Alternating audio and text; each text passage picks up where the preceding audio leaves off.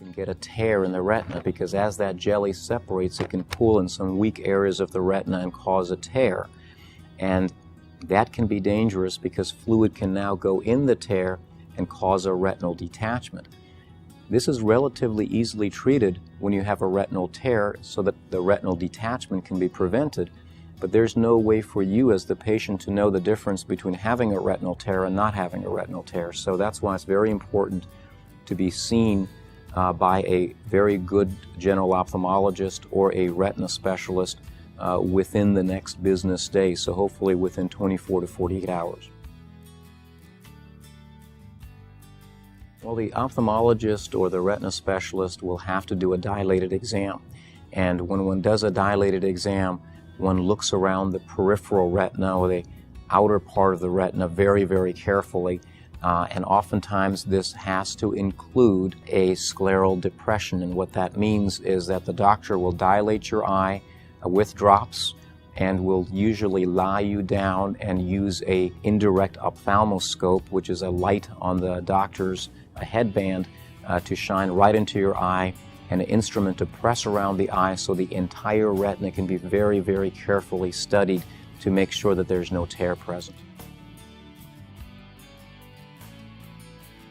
Well, a retinal tear means that when that jelly separated, it pulled on the retina and caused a little tear, but no fluid has gone in yet, because as soon as fluid goes in, we call that a retinal detachment, and the treatment changes entirely. So that's why it's very important to catch this early if a retinal tear is present before it becomes a retinal detachment.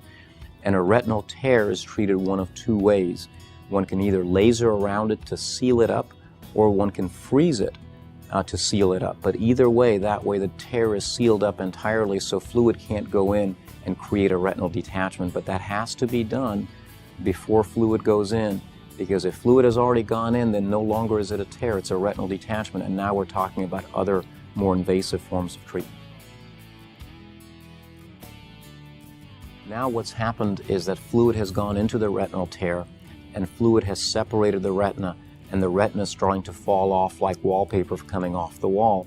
At this point, just doing a laser alone or doing a freezing treatment alone is not sufficient because fluid has already gone in. And retinal detachments can be treated one of three ways.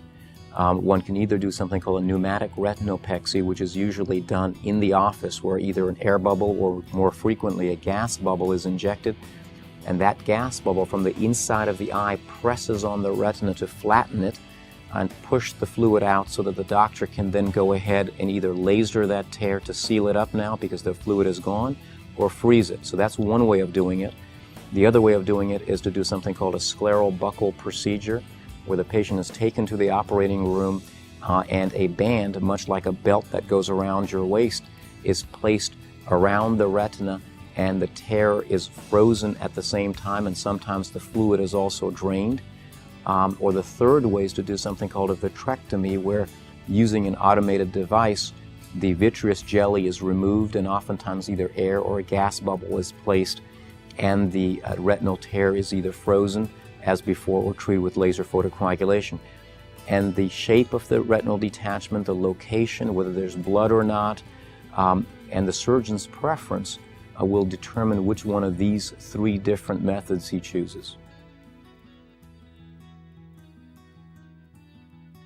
Well, if I suddenly saw flashes and floaters in my eye, what I would do is to make sure that I got the first available appointment to my ophthalmologist or my retinal specialist so that I can have a complete dilated examination. I wouldn't wait much longer than the very first business day, because I have no way of knowing whether there's a tear or not, or indeed whether if there's a retinal detachment or not. So once that examination was done, I could be treated if I had a retinal tear as I've described before.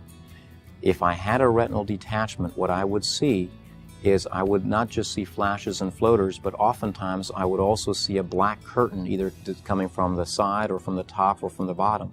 And that curtain would approach my visual field like a black curtain being drawn across or pulled down or up. And if that happened, I definitely would not wait at all, and that would be considered an emergency.